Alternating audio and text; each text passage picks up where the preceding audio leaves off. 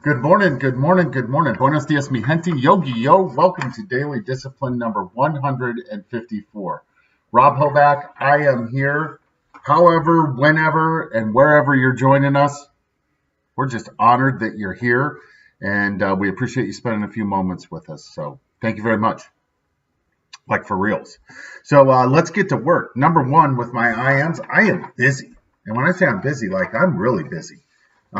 Which is a good thing, right? Like it feels good to be busy. It feels good to have a list. It feels good to be getting things done. A lot goes into that, but yeah, just busy. Thankful for that.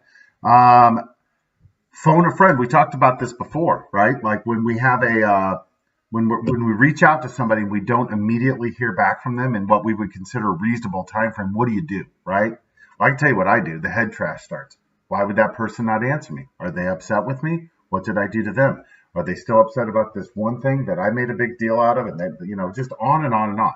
And so this happened Sunday night. I sent a text to Hobie, and I sent a text to Hobie and did not hear back from him. And so yesterday, there were a couple times during the day, I'm like, gosh, that's unlike him.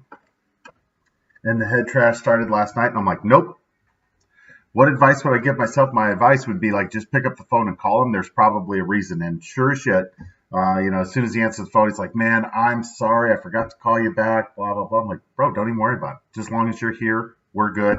Glad to talk to you. Then, as if that wasn't enough, he proceeded to tell me that he watches these, our daily discipline videos every day, right? How awesome is that? Like I wanted to call and talk about music and basketball with him, and instead I got inspired. So that was awesome. So Hobbs, thanks for joining. Love you, bro. You are the best. Story time. Let's. What was my saying in here? Want to make some money? All right. Reminded me, I was thinking about this all weekend long. So over the weekend, for those of you who are basketball fans, the conference tournaments were going on. And so what happens is, every school is in a conference. Most are in an athletic conference. And the way the men's basketball, actually the women's does too, if you win your conference, then you're an automatic bid into, the NCAA tournament. Back in the mid 80s, I can't remember exactly how old I was, but I'm thinking it's probably about Sam's age, so like 12-ish. And I wouldn't even consider him a good friend, just an acquaintance from school. Called me up and said, hey, I got tickets to go to the Missouri Valley Conference Championship over at ISU, which was walking distance from my house, our house.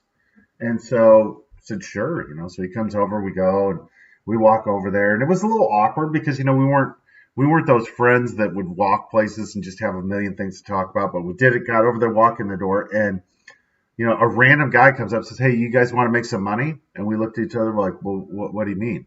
He's like, I'll pay you guys each $20, but you got to come with me, and here's what you got to do. Long story short, we got upgraded. And so he was at one end of the court, I was at the other for the entire tournament. The whole time, I can't remember how many days we were there. I think it was 2. We were on the floor, underneath the basket, right by the cameraman, carrying the cord, making sure he didn't trip on the cord, and he paid us each $20. Did the math this morning. That's about $50 that we got. So not only when I woke up that morning, and I've always loved basketball, always, right? Probably goes back to there is a core memory there of playing basketball with my dad, the General Lee, and it's just sacred to me. And so anyway, I woke up that morning not having any plans. The next thing you know, I was going to this tournament that I was planning on watching on TV. Next thing you know, I'm on the floor. And I mean, when I say I'm on the floor, like I'm down there, like walking around with these humongous human beings. Benoit Benjamin played for Creighton. That dude was 7 feet tall. And when you're a 12-year-old kid and you see a guy in real life that's 7 feet tall, it's like a real life giant. Ricky Johnson from the Illinois State University, left-handed guy, used to cup slam it. He was there. Got to meet Nolan Richardson, Bob Donewald. It was awesome, right?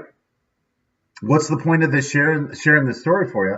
Well, it's just like we talked about. The universe is here for us. The universe is plentiful. And when you're a kid, that's just kind of that's how I saw the world. I was like, look, man, everything I need is right here. Just it'll just be right there. And what an amazing experience that was for me. And so, over the weekend, I was just thinking about it's just another example of how fortunate I have been in my life, and that the universe just has afforded me all these amazing opportunities that I often wonder, does everybody have the same opportunities, or do they just not recognize them? Am I more approachable than other people? I don't know what the answer is. All I know is that it's a charmed life and it's only getting better. So listen, I got to get to work. Told you earlier, I'm busy, so I'm done for the day. Hands up, peace out. We're better together. Just remember, right? The universe is here for us. We're not slaves. We're not here to, further. We should live our game. We should enjoy our ride and have as much fun as possible, right? And enjoy it. That's all we can do, right? I'll talk to you guys tomorrow. Have a great day. Love you. Bye.